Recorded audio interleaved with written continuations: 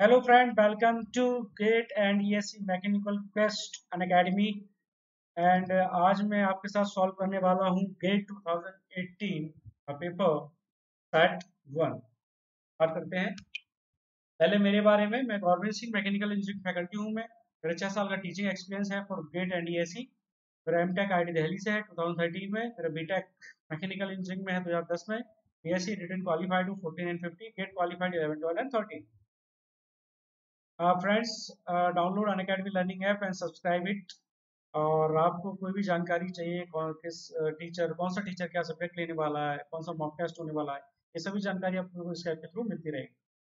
क्या फायदे हैं अनअकैडमी सब्सक्रिप्शन लेने के? डेली लाइव क्लासेस होती है, यहाँ पे आप रियल टाइम इंटरेक्शन कर सकते हो फैकल्टी के साथ। आप डाउट पूछ सकते हो, उनके साथ इंगेज रह सकते हो, answer polls. Second, live test and quizzes, यहाँ पे लाइव टेस्ट होते हैं, क्विजेज होते हैं, आप उनको क्विजेज दे सकते हो। ठीक है ना? लाइव टेस्ट आप दे सकते हो, अपना परफॉर्मेंस चेक कर सकते हो, अपने आप को इवेल्यूएट कर सकते हो। लेक्चर कोर्सेज, यहाँ पे जो भी कोर्स होता है वो कंप्लीट आपको सिलेबस कराया जाता है, उसका आप क्लास पहले से शेड्यूल्ड होती है, उसके अकॉर्डिंग ही यहाँ पे क्लास लगती है। अनलिमिटेड अनलिमिटेड एक्सेस, अगर आप एक बार इसको सब्सक्राइब करते हो तो आप किसी भी फैकल्टी को सुन सकते हो। ठीक है ना? उसकी क्लास ले सकते हो, ऑनलाइन वीडियो देख सकते हो। ठीक है फ्रेंड्स, ये GATE and ESC subscription fees है। 12 month charges 22,500 and 24 month charges 27,000। तो बहुत इकोनॉमिकल फीस है।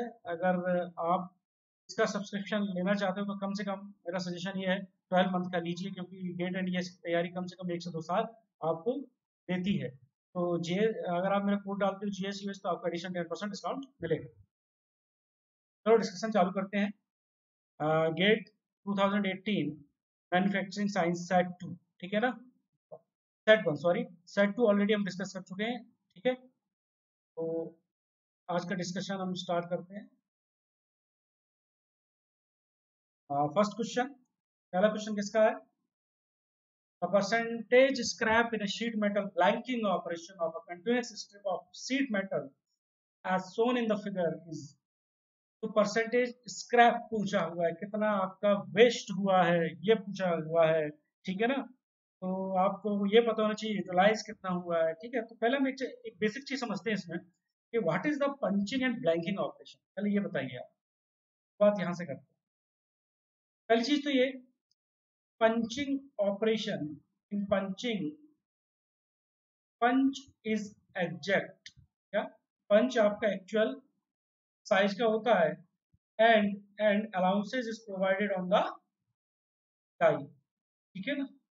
और जो आपका, जैसे शीट है, मैंने पंचिंग ऑपरेशन किया, पंचिंग की बात कर रहा हूँ मैं, तो मेरा ये वाला जो पोर्शन जो मैंने इसको बाहर, जो होल है ये बाहर गया, ये मेरा वेस्ट हुआ स्क्रैप, और मेरा यूजफुल क्या होता है? सीट। सिंपल सा। ठीक है ना? In case of blanking operation, sheet metal का ये शीट मेटल वर्किंग का ये क्वेश्चन है। इन ब्लैंकिंग ऑपरेशन, ब्लैंकिंग ऑपरेशन क्या होता है फ्रेंड्स? जो अलाउंसेज है वो डाई पे प्रोवाइड नहीं कराती हूँ, किस पे कराते हैं? पंच।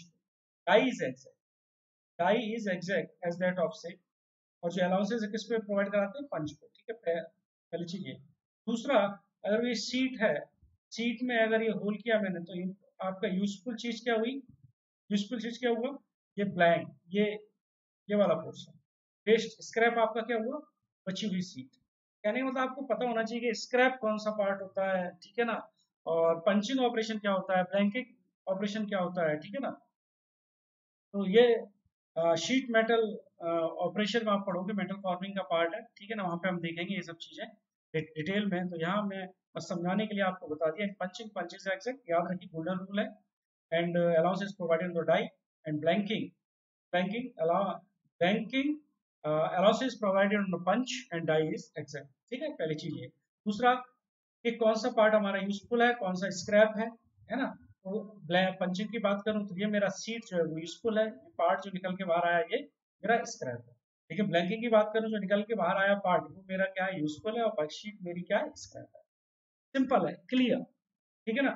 अब ये बोल रहा है कि ब्लैंकिंग ऑपरेशन में मान लो हम करते हैं, मान लो एक ये ब्लैंक मैंने बनाया, ये डिस्क बनाई, ये डिस्क हमारा यूजफुल पार्ट हो गया। ठीक है, मैं सिंपल सा ये एरिया लेता हूँ, इस वन।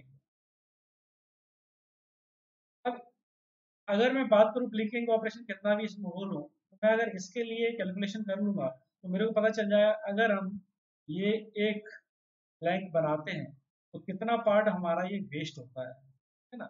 एक के लिए पता चल जाएगा, एक हमको परसेंटेज जो इसके लिए हो वही सब आगे कितने भी हो सबके लिए सेम होगा, ठीक है ना। तो हम ये एरिया पहले देखते हैं कितना है। फिर इस एरिया का जो रेक्टेंगल शेप का दिख रहा है इसका एरिया कितना है फ्रेंड्स, देखिए आप d/5 है ये कितना हो गया, ये d है, यहाँ पे देखिए ये d, ये d, तो d और d, ये dy सॉरी सॉरी ये dy2 हो गया, ये dy2 हो गया, ये dy5। यहाँ से आपको क्या मिल जाएगी, विड्थ मिल जाएगी। यहाँ से क्या मिल जाएगी, ये आपको लेंथ मिल जाएगी इसकी। तो ये निकाल लोगे तो इसका एरिया मिल जाएगा, समझे। ये इसका एरिया मिल जाएगा, आप क्या करोगे इसका एरिया निकाल लोगे, है ना। तो उसके बाद आपको जब इसका एरिया आप माइनस करोगे तो जो ये एरिया है वो आपका स्क्रैप एरिया हो जाएगा। सिंपल सा परसेंटेज पूछा है तो परसेंटेज निकाल दो। तो हम स्टार्ट करते हैं, ठीक है ना। तो सबसे पहले तो रेक्टेंगल रिपीट अगेन अगेन ये आपको पता है, तो हम एक के लिए देख लेंगे तो वही परसेंटेज सबके लिए होगा, ठीक है। तो एरिया फाइनल या हम जो बोले टोटल एरिया कितना हो जाएगा आपका, टोटल एरिया 7/5d इंटू 6/5, ये कैसे आया, length into width of rectangle. तो length into width of rectangle अगर मैं इसकी बात करूँ तो ये 7/5d है, ये कैलकुलेट कर लो आप, d/5 और d इन सबको ऐड करके देख लो। तो ये वाला पोर्शन है, ये विड्थ वाला दिख रहा है आपको, ये कितना है 6/5, ये कैलकुलेट कर लो आप, d/5 plus d/2 plus d/2 है ना, 6/5d। सिंपल सा हमने कैलकुलेट किया, यहाँ से एरिया आ गया, तो एरिया कितना आएगा आपका 42/25d²। सिंपल एरिया आपका, टोटल एरिया ऑफ रेक्टेंगल आपका आ गया, टोटल एरिया ऑफ रेक्टेंगल ये आ गया, ठीक है। अब total area of disc, disc का एरिया क्या होगा, इसको मिटा लेते हैं एक बार पहले।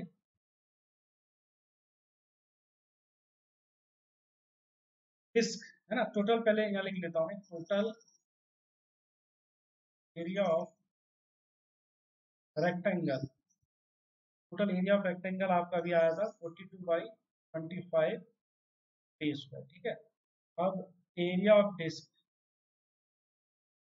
टोटल एरिया ऑफ डिस्क ये कितना आया हमारा 5/4, क्लियर है, सिंपल। अब आपको क्या परसेंटेज ऑफ स्क्रैप निकालना है, परसेंटेज ऑफ स्क्रैप सिंपल हो जाएगा आपका ए एफ, एरिया फाइनल जो रेक्टेंगल का था 42/25 माइनस एरिया यूटिलाइज, यूटिलाइज मतलब जो डिस्क, ये मैंने आपको पहले ही बताया, disc is in blanking operation disc is useful parts, है ना। बचा हुआ जो पार्ट है वो अनयूटिलाइज्ड और स्क्रैप बोल सकते हैं उसको, अपॉन ए एफ। आपको ये पूछा गया हुआ फ्रेंड्स, तो हम इजीली निकाल सकते हैं। 1 minus A you by A F, calculate कर दो, ए यू की वैल्यू कितनी हो जाएगी, यूटिलाइज वाला ये हो गया, ठीक है। एरिया ऑफ रेक्टेंगल फाइनल ये हो गया, यहाँ जब आप इसको कैलकुलेट करोगे, इसकी वैल्यू पुटअप करोगे तो आपका आंसर आएगा 50.25%। और करके एक बार आप देखोगे, क्लियर है कंसेप्ट।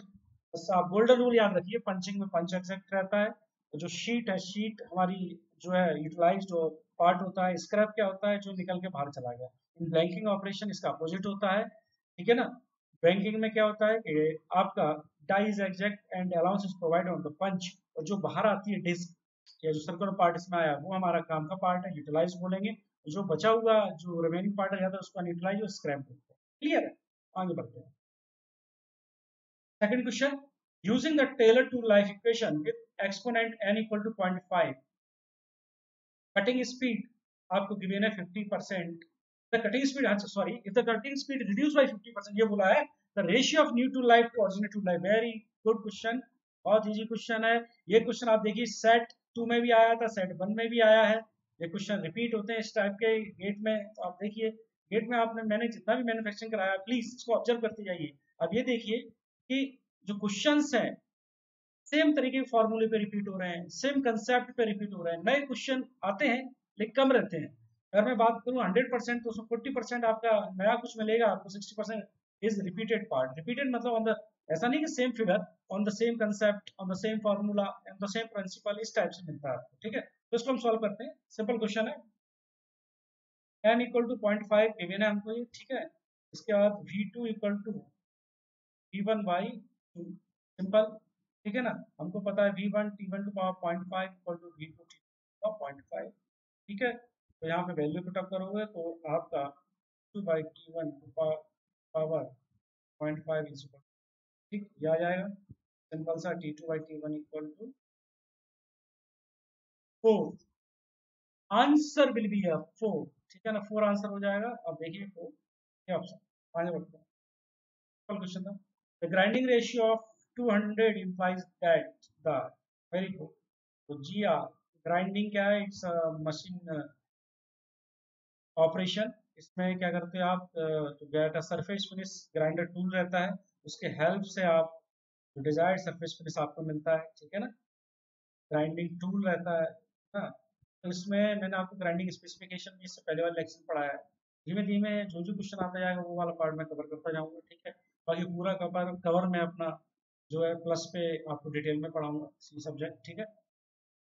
ग्राइंडिंग रेशियो, देखिए ग्राइंडिंग रेशियो क्या होता है, वॉल्यूम ऑफ, सिंपल सा volume of work material, volume of work material removed, simple सा, कितना आपका वर्क मटेरियल आपने रिमूव किया है to get a desired surface finish to the volume of wheel gear, और आपका व्हील कितना गियर हुआ, simple, it is called as grinding ratio. तो ग्राइंडिंग रेशियो इज 200, ये आपको गिवन है। तो आपसे ये पूछ रहा है कि अब ये बताइए इससे आप समझ सकते हो ना क्या आंसर होगा, ठीक है ना। तो इसमें ऑब्वियस सी बात है, जो ग्राइंडिंग व्हील है वो कम बियर होना चाहिए। यार यही बहुत ज़्यादा बियर होगा तो पता चला एक ग्राइंडिंग में आपको 2 ग्राइंडर लगाना पड़ रहे हैं एक वर्क पीस को करने के लिए, फिनिश करने के लिए, तो ये इसका पार्ट बहुत कम होना चाहिए, है ना। तो अगर हम देखें तो आपको grinding of wheel wear, grinding of wheel wear, तो ये वाला पार्ट अगर हम इधर ले आते हैं, वॉल्यूम ऑफ व्हील वेयर है, grinding of wheel wear is equal to क्या हो जाएगा, अगर ये 200 गिवन है हमको तो 1/200 into volume of, volume of work material, ठीक है ना, वर्क मटेरियल रिमूव। तो इसका आप आंसर निकाल सकते हो क्या, बिल्कुल आंसर निकाल सकते हो।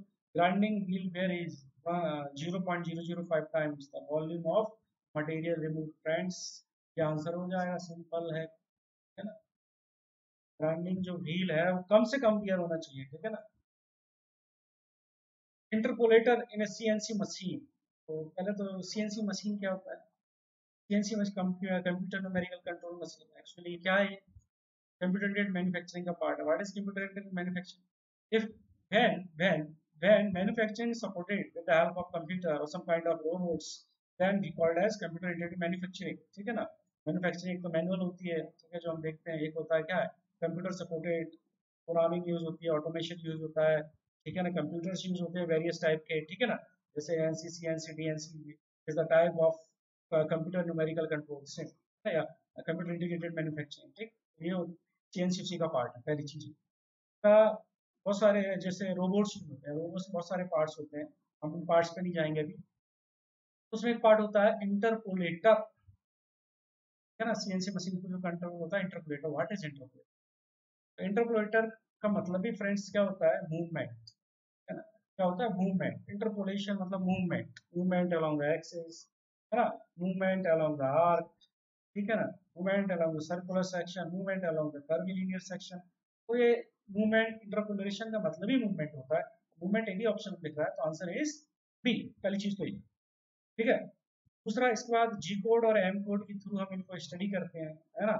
G02, है ना, G03, circular interpolation clockwise, circular interpolation anti clockwise. मैं बस ये आपको बता रहा हूँ कोड, इसको आप देखना एक बार। ये कोडिंग यूज करते हैं फॉर इंटरपोलेशन। तो ये कोडिंग भी क्या बताती है आपको, मूवमेंट अबाउट पर्टिकुलर या tool along axis, along circular arc, along linear path. Interpolation का मतलब होता है मूवमेंट, ठीक है ना, ठीक। ऑप्शन आपका करेक्ट। तो मैं आगे बढ़ते हैं। An orthogonal cutting force,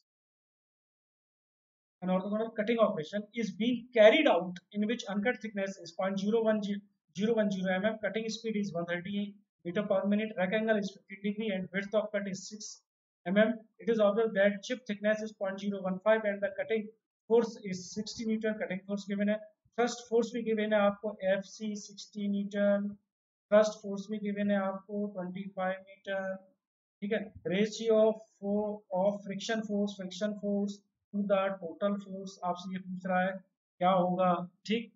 total force to the frictional force, तो फ्रिक्शनल फोर्स पहले क्या होता है इसका फॉर्मूला देख लेते हैं हम, है ना। फ्रिक्शनल फोर्स क्या होता है friends, F T sine alpha plus plus F T cos alpha, ठीक। ये एफ होता है, एन की वैल्यू क्या होती है F C cos alpha minus F C sine alpha. हम इसको नहीं देखना, नहीं हमको, बस इससे मतलब है F equal to F C और एफ टी आपको गिवन है, ये पुट अप करोगे तो यहाँ से किसकी वैल्यू आ जाएगी आपकी, एफ की वैल्यू आ जाएगी जो आएगी न्यूटन, ठीक। क्लियर है यहाँ तक।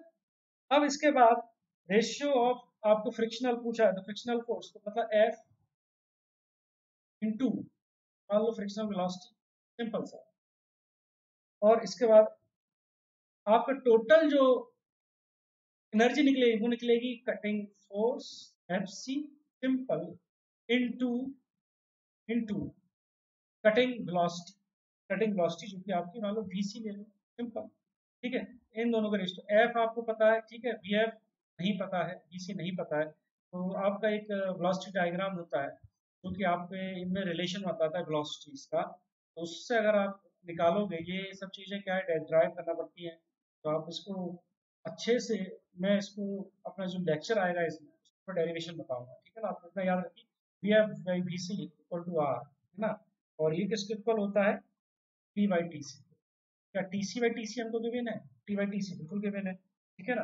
0.010 अपॉन 0.015, यहाँ से आर की वैल्यू जब आप पुटअप करोगे तो F by F C into R, ये आपका रेशियो बता देगा। एफ पता है, एफ सी पता है, आर पता है हमको, जब इसमें फाइनल हम सॉल्व करेंगे 0.4405 याद रखना, है ना। अच्छा क्वेश्चन था। An electrochemical machining is to be used to cut through hole into a 12 mm thick aluminium plate. Very good, ठीक है। Hole has a rectangular cross section, rectangular cross section दिया हुआ है, तो इसका वॉल्यूम कितना हो जाएगा प्लेट का, ठीक है ना, जो हमको कट करना है। होल रेक्टेंगुलर क्रॉस सेक्शन का होल है, तो जो कट करना है टोटल पोर्शन वॉल्यूम कितना हो जाएगा 10 इंटू 20, ये इसका वॉल्यूम हो जाएगा। फाइनली जो हमको क्या बोलना है रिमूव करना है एक तरीके से, है ना, ये वॉल्यूम रिमूव करना है हमको। क्लियर है फ्रेंड्स, ये अराउंड 3600 mm, यहाँ तक clear. Volume removed in electrochemical machining is this much, ठीक है ना। अब आ जाइए ECM operation will be accomplished in 2 minute, time given है 2 मिनट में होता है ऑपरेशन। वेरी गुड, कोई दिक्कत नहीं, है ना। इसका विथ इफिशियंसी भी आपको गिवन है 0.90, ठीक है, इफिशियंसी आपको गिवन है, ठीक। इसके बाद आपको एक चीज और गिवन है स्पेसिफिक रिमूवल रेट, क्या आपको गिवन है 3.44 इंटू 10 टू पावर -2 mm³ अपॉन A/S। गुड। करंट आपको पूछा है, सिंपल सा है कि ये वॉल्यूम हमको रिमूव करना है, ठीक है ना। इतना स्पेसिफिक रिमूवल रेट है एल्यूमिनियम का, तो सबसे पहले हम क्या निकाल लें, कितना हमको करंट रिक्वायर है, ठीक है, in AS, in unit AS. Simple सा यहाँ से कैसे पता चलेगा हमको, सिंपल सा डिवाइड कर दो, जो भी वॉल्यूम है टोटल, वॉल्यूम टोटल जो अपना आया रिमूव करना है volume to the specific energy, तो इससे हमको पता चलेगा कितना एम्पियर इंटू सेकेंड लगा इसमें कितने वॉल्यूम को रिमूव करने में। तो यहाँ से हमको समझ में आ जाएगा ये, यहाँ से लगभग आपको 10465 एम्पियर इंटू सेकेंड लगेगा इतने मेटल को रिमूव करने में, इतने वॉल्यूम को रिमूव करने में। लेकिन इसकी इफिशियंसी की मैंने 0.9, ये तो आपका हो गया क्या कि आइडियल, लेकिन एक्चुअल कितना हो, आइडियल मतलब ये इतना लगना चाहिए, एक्चुअल कुछ लॉसेस भी होंगे, तो इससे ज्यादा हुआ एक्चुअल इससे ज्यादा होगा फ्रेंड्स, तो एक्चुअल ज्यादा होगा तो डिवाइड बाय 0.9, इसकी इफिशियंसी हमको गिवन है, तो ये हो जाएगा 116,279.07, वेरी सिंपल, इन एम्पियर इंटू सेकेंड। अब आपको कितने एम्पियर चाहिए, तो आपको पता है 2 मिनट के लिए आपका ऑपरेशन होता है, डिवाइड बाय द टाइम, तो आपको पता चल जाए कितने एम्पियर करंट आपको लगा, ठीक है ना, रिक्वायर्ड है। तो 1 116, ठीक है ना, 279, यहाँ से इधर देखते हैं 116279, ये आपका एम्पियर इंटू सेकेंड में आपका टोटल एम्पियर सेकेंड इतना आपका करंट लगा। आपको इन एम्पियर में निकालना है, divide by the time, required कितने टाइम के लिए आपने ये ऑपरेशन किया, ठीक है ना। तो इसको आप डिवाइड करोगे 120 से, तो आपका आंसर आएगा 968 पॉइंट समथिंग 99 एम्पियर। ये आपका इतना आंसर आएगा, ध्यान रखना। सिंपल से समझते हैं, इलेक्ट्रोकेमिकल मशीनिंग है, ठीक है ना, अनकन्वेंशनल प्रोसेस होती है। यदि इसमें इतने वॉल्यूम हमको रिमूव करना है, एक प्लेट का इतना वॉल्यूम रिमूव करना है, ये एफिशिएंसी के साथ एनर्जी सप्लाई होती है।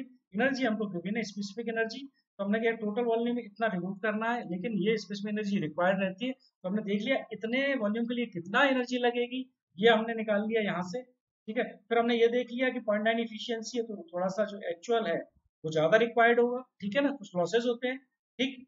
इसके बाद हम आगे बढ़े, फिर हमने एम्पियर इंटू सेकेंड में हमारा आंसर आ गया। तो एम्पियर इंटू सेकेंड लेकर हमको कितना चाहिए, हमको चाहिए कि 2 मिनट बाद कितना करंट लगा, तो हम इसको डिवाइड कर देंगे टाइम से, तो हमको एम्पियर्स में आंसर मिल जाएगा। फ्रेंड्स आगे बढ़ते हैं, ठीक है। नेक्स्ट क्वेश्चन है ये, maximum reduction in cross sectional area per pass are of a cold wire drawing process and represent the Stern hardening coefficient for case of perfectly material R is। Simple सा मैं आपको बताऊं, 1 minus E minus N plus one और perfectly plastic material N की value क्या होती है, zero. Friends N की वैल्यू क्या होती है, जीरो, ठीक है ना। एन की वैल्यू आपकी होती है परफेक्ट प्लास्टिक के लिए जीरो, क्योंकि plastic material no work hardening after yield, है ना, कोई वर्क हार्डनिंग नहीं होती आफ्टर यील्ड। तो एन की वैल्यू जीरो हो गई। जब एन की वैल्यू जीरो हो गई तो 1 minus E to power minus one, 1 minus one to power E, है ना। जब इसको सॉल्व करोगे फ्रेंड्स, तो आपको क्या मिलेगा आंसर, 0.632। ई की वैल्यू पुटअप कर दो, बहुत सिंपल क्वेश्चन है, ठीक, सिंपल क्वेश्चन है, यहाँ से आपका ये आंसर मिल जाएगा, ठीक। या हम बोलें कि जो ड्राइंग स्ट्रेस यहाँ से भी निकाल सकते हो, L N of A naught by A minimum. Area minimum कब होगा, जब ये दोनों इक्वल होंगे, है ना, ये मैक्सिमम होगा। ये दोनों इक्वल होंगे, जब ये दोनों इक्वल होंगे तो एरिया मिनिमम होगा। तो यहाँ से ए नॉट बाई ए मिनिमम के बीच में आपका यहाँ से एक रेशियो मिल जाएगा 2.718। यहाँ से भी निकाल सकते हो मैक्सिमम रिडक्शन कितना होगा, मैक्सिमम रिडक्शन होगा R equal to A naught A final upon A naught, है ना, ये मतलब ये मिनिमम, यहाँ से भी निकाल सकते हैं इसको, सिंपल याद रखिए। और परफेक्ट प्लास्टिक मटेरियल एन की वैल्यू जीरो होती है, तो एन की वैल्यू जीरो हो गई तो आर की वैल्यू आप इजीली निकाल सकते हैं, ठीक है ना। ये वाइड ड्राइंग का क्वेश्चन था, अच्छा क्वेश्चन था, ठीक। Thank you very much friends, and subscribe Unacademy Learning app and put my code US for subscription. Hit the bell icon. Thank you very much.